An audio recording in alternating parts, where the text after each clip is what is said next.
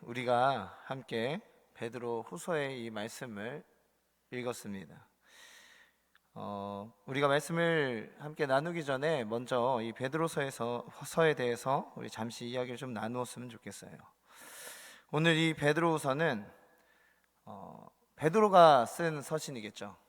근데 이 사실을 믿지 않는 사람들도 꽤 있습니다, 여러분들. 이 사실을 믿지 않고 이 베드로가 죽은 뒤에 베드로의 이름을 빌려서 이 서신을 썼다라는 이야기들이 종종 들려와요. 누가 그런 이야기를 하냐면 성경을 믿지 않는 자들이 그런 얘기를 해요.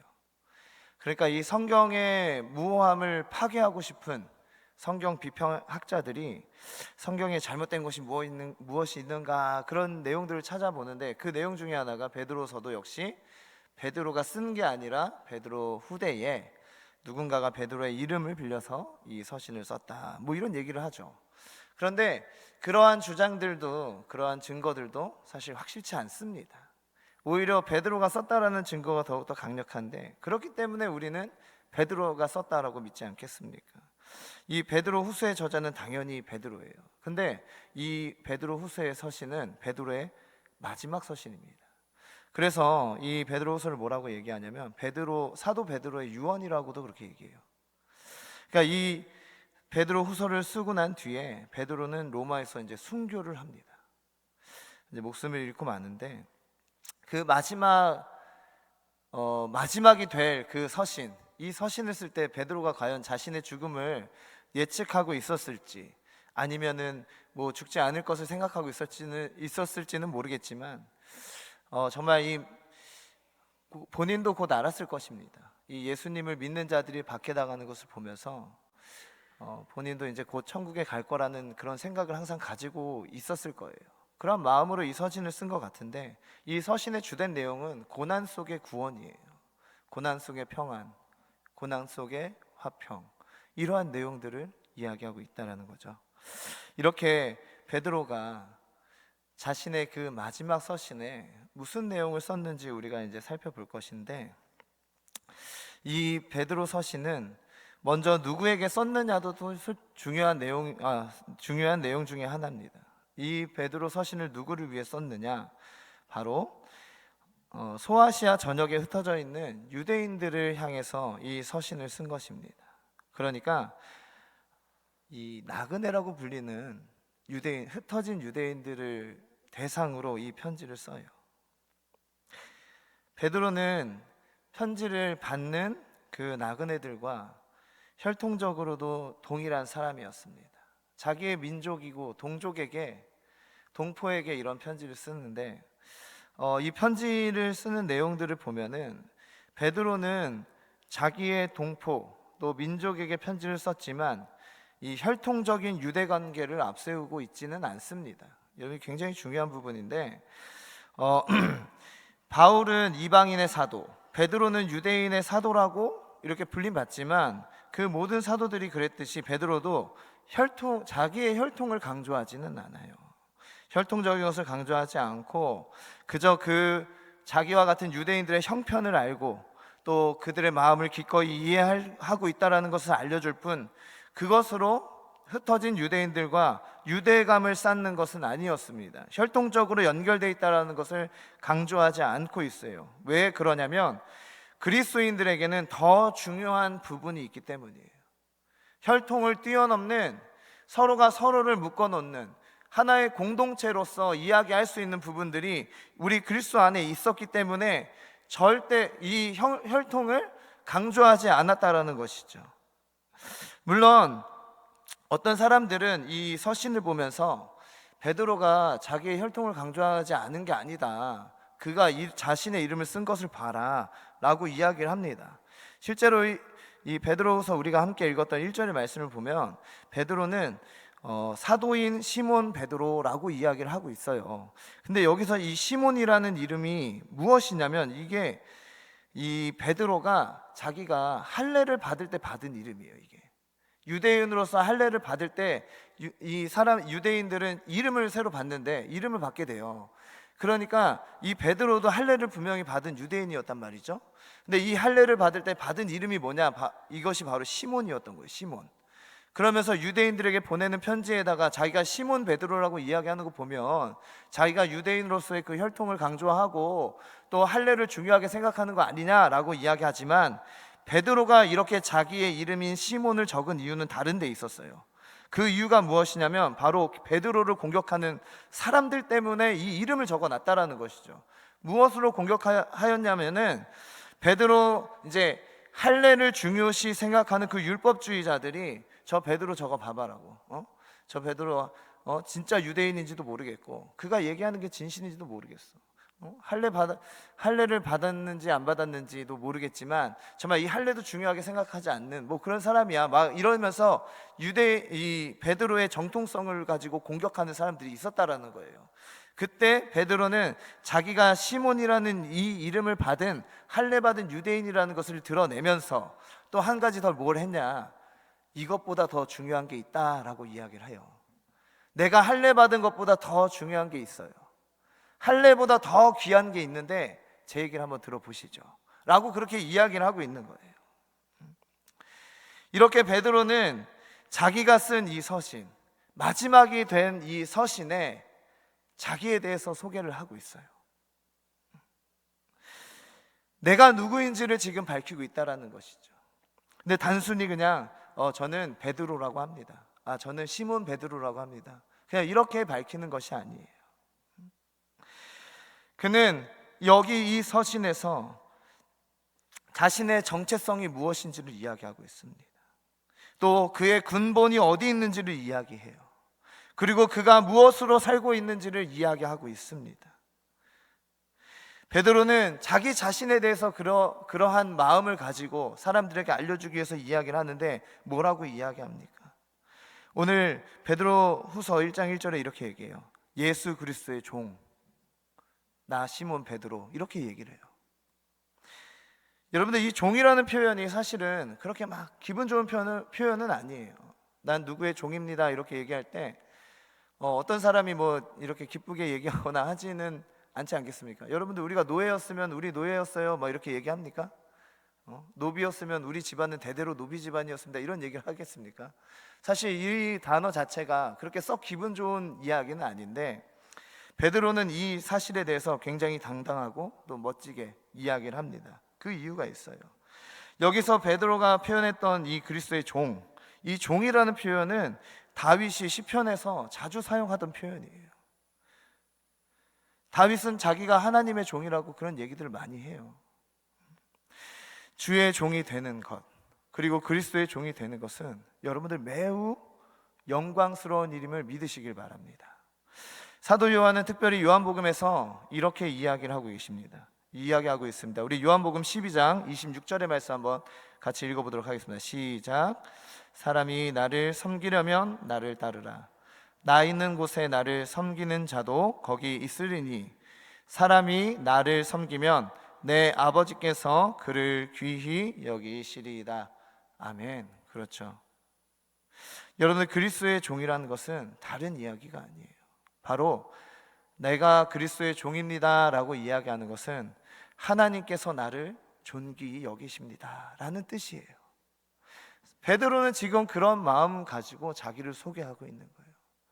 나는 하나님의 종이에요, 나는 그리스도의 종이에요, 이렇게 얘기하는 게 정말 하나님께서, 우리 그리스도께서 나를 너무나 존귀하게 여기고 있습니다, 이렇게 소개를 하는 거죠.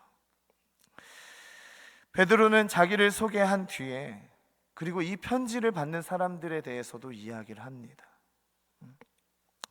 베드로는 이 편지를 받는 사람들을 이야기할 때 이런 단어를 써요. 함께, 동일하게, 또 우리, 이러한 단어들을 쓴단 말이에요. 이 편지를 받는 사람들이 누구인지를 이렇게 써 내려가는데 당신은 누구인가? 너는 누구이냐? 이렇게 얘기하면서 함께, 우리, 동일하게, 이런 단어들을 쓴단 말이죠. 왜 이런 말들을 썼겠습니까? 다른 이유가 없죠. 바로 편지를 쓰는 나, 그리고 이 편지를 받는 당신, 우리는 서로 다를 바가 없는 사람입니다. 우리는 같은 사람이에요. 내가 지금 그리스도의 종이라고 나를 소개했고 이 편지를 받는 당신도 바로 그리스도의 종입니다.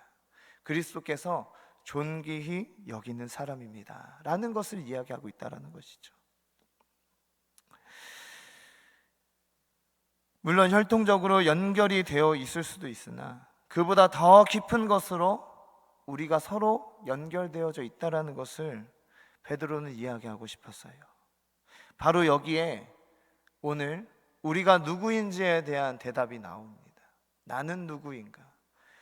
그렇다면 우리는 누구입니까? 지금 이 베드로의 편지를 받은 것이 그 흩어져 있던 유대인뿐만이 아니죠.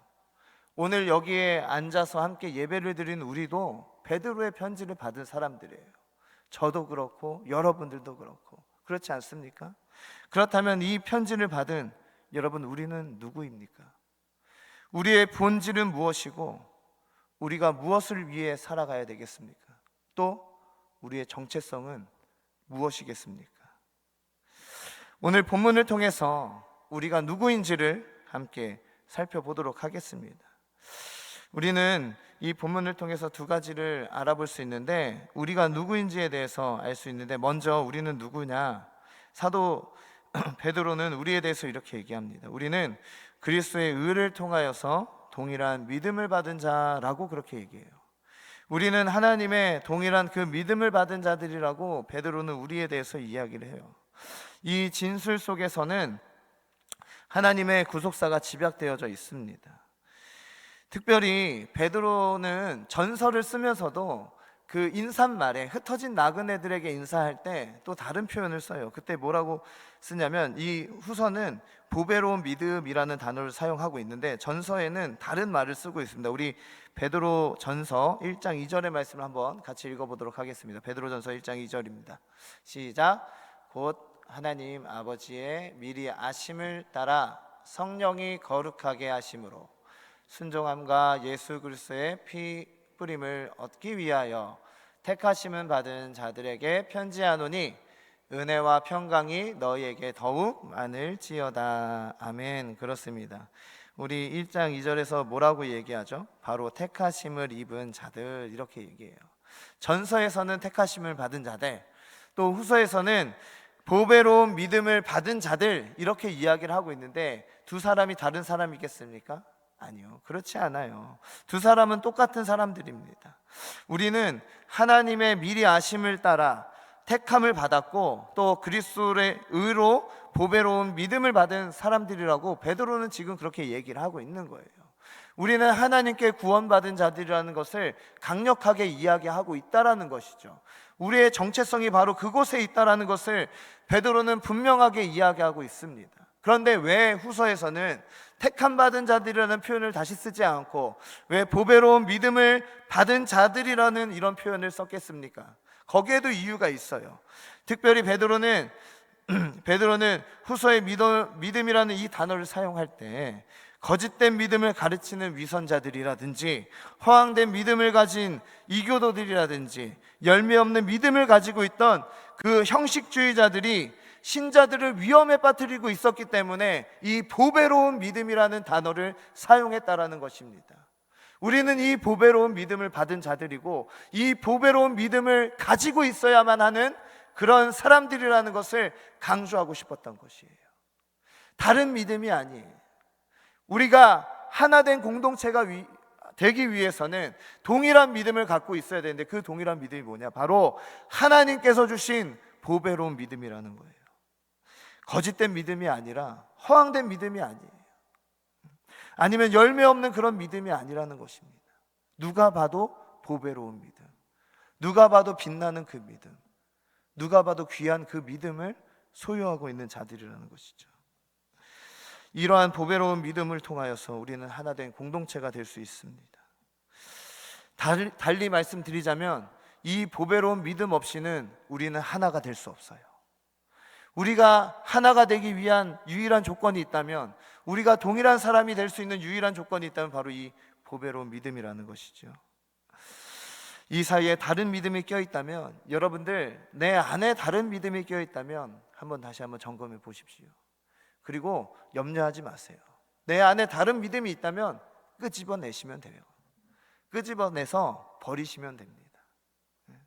나 다른 믿음이라서 이제 교회 못 나오겠네, 그런 거 아니에요. 끄집어내서 버리시면 돼요. 그리고 그 안에 오직 보배로운 믿음만 담으시는 저와 여러분들이 되시길 주님의 이름으로 소망합니다. 그리고 여러분들, 우리는 누구입니까? 바로 두 번째로 우리는 신령한 성품에 참여한 자들입니다. 우리 베드로 후서 4절, 오늘 본문 4절의 말씀 한번 읽어보도록 하겠습니다. 시작.